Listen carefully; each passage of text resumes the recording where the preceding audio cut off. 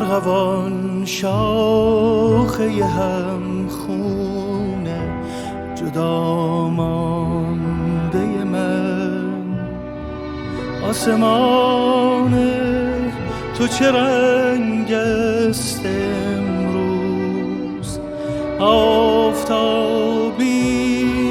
هوا یا گرفته است هنوز؟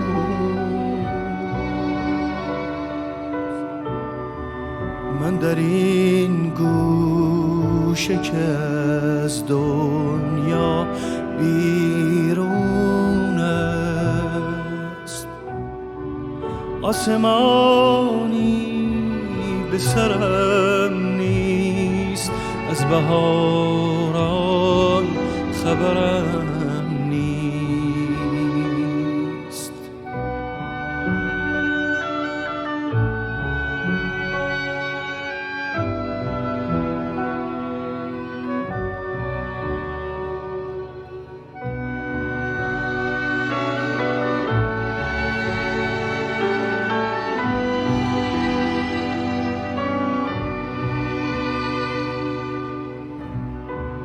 اندر این گوشه خاموش فراموش شده، یاد رنگینی در خاطر من گریه می انگیزم، گریه می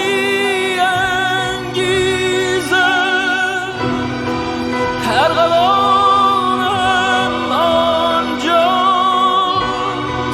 ارغوانم تنهاست، ارغوانم دارد میگرید.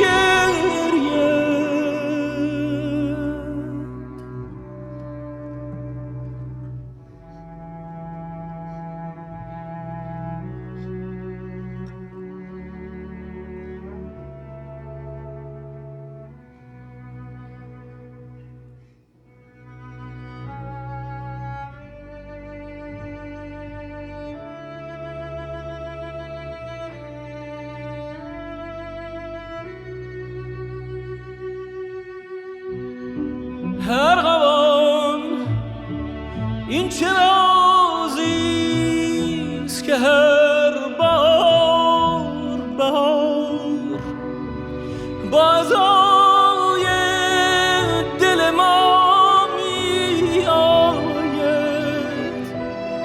ارغوان